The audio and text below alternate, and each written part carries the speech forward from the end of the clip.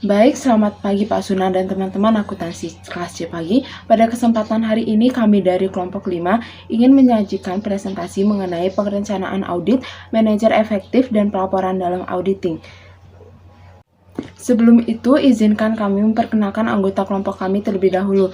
Yang pertama itu saya sendiri, Ida Ayu Bintang Mahandirayati dengan absen 10, dan rekan saya Anisatul Aisyah dengan absen 32. Adapun materi yang akan kami bahas hari ini ada 9. Yang pertama itu ada perencanaan audit, yang kedua ada survei pendahuluan, yang ketiga yaitu ada melakukan studi awal, yang keempat ada melakukan pendokumentasian, yang kelima itu ada daftar pengingat, yang keenam ada kuesioner, yang ketujuh ada wawancara, yang kedelapan ada manajer efektif, yang terakhir ada pelaporan audit. Baik, materi pertama itu ada perencanaan audit. Perencanaan audit adalah total lamanya waktu yang dibutuhkan oleh auditor untuk melakukan perencanaan audit awal sampai pada pengembangan rencana audit dan program audit secara menyeluruh. Perencanaan audit meliputi pengembangan strategi menyeluruh, pelaksanaan dan lingkup audit yang diharapkan, serta auditor juga harus mempertimbangkan masalah yang berkaitan dengan bisnis entitas serta industri yang menjadi tempat entitas tersebut, serta kebijakan dan prosedur akuntansi entitas tersebut. Baik, materi selanjutnya ada survei pendahuluan.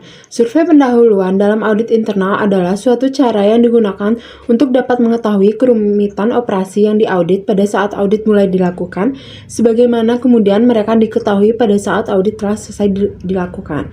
Survei pendahuluan dapat dipahami sebagai kegiatan yang dilakukan untuk mendapatkan informasi mengenai objek tertentu tanpa melakukan verifikasi secara rinci.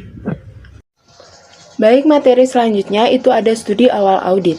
Studi awal juga mencakup penelaahan seksama atas bagan organisasi dan pernyataan tanggung jawab dan kewenangan.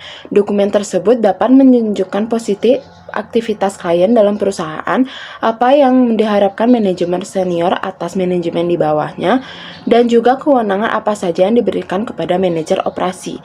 Studi awal yang dilakukan internal auditor mencakup penelaahan atas yang pertama ada kertas kerja audit tahun sebelumnya, temuan-temuan audit, bagian organisasi, dan dokumen lainnya. Lalu materi selanjutnya ada pendokumentasian. Pendokumentasian merupakan beberapa langkah yang akan mengarah pada pertemuan awal antara auditor dengan manajer klien. Pembuatan daftar pengingat dan daftar isi awal untuk kertas kerja merupakan beberapa hal yang dilakukan saat pendokumentasian. Sekian presentasi dari saya. Materi selanjutnya akan dijelaskan oleh rekan saya. Terima kasih. Baik, selanjutnya daftar pengingat. Daftar pengingat membantu auditor mengorganisasikan kertas kerja mereka dan membuat tahap audit selanjutnya lebih sederhana untuk dikerjakan, serta menyederhanakan proses perencanaan dengan membantu auditor melakukan pekerjaan secara terorganisasi dan dengan langkah awal yang minimum. Selanjutnya, kuesioner. Kuesioner dalam auditing merupakan pertanyaan-pertanyaan saat bertemu manajer klien pada pertemuan awal yang akan digunakan untuk memenuhi tujuan audit. Berikut beberapa contoh pertanyaan dalam kuesioner. Antara lain, yang pertama, berapa bagian atau seksi yang ada pada aktivitas Anda? Yang kedua, berapa banyak karyawan yang ditugaskan pada bidang ini? Kemudian, aktivitas-aktivitas apa yang dilakukan dan bagaimana Anda menerapkan kontrol atas organisasi? Kemudian, wawancara.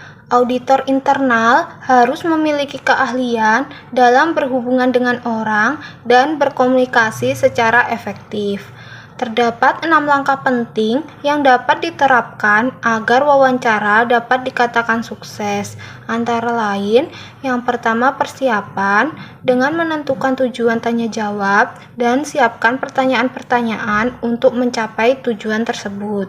Yang kedua, penjadwalan dengan merencanakan jadwal secara seksama dan jangan berkunjung dengan mendadak kecuali memang diperlukan. Yang ketiga, pembukaan dengan memberitahu klien tujuan wawancara dan bagaimana hasilnya akan digunakan. Yang keempat, pelaksanaan. Kemudian yang kelima, mengajukan pertanyaan. Dan yang keenam, penutupan. Selanjutnya, manajemen efektif. Manajemen berarti penggunaan sumber daya secara efektif untuk mencapai sebuah tujuan perusahaan.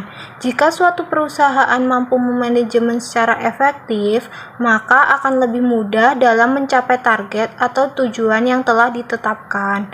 Adapun aspek seorang manajemen yang efektif dalam audit yaitu yang pertama aspek manusia, yang kedua pengamatan fisik, dan yang ketiga pembuatan bagan alir. Kemudian pelaporan dalam audit. Dalam survei, jika menghasilkan data yang dikumpulkan dapat mengidentifikasi hal-hal penting dan masalah-masalah, maka dapat dikatakan survei tersebut baik sehingga membantu auditor memutuskan apakah pemeriksaan lanjutan diperlukan. Pada saat yang sama, kebanyakan auditor internal merasa perlu menerbitkan laporan audit walaupun hanya survei yang dilakukan.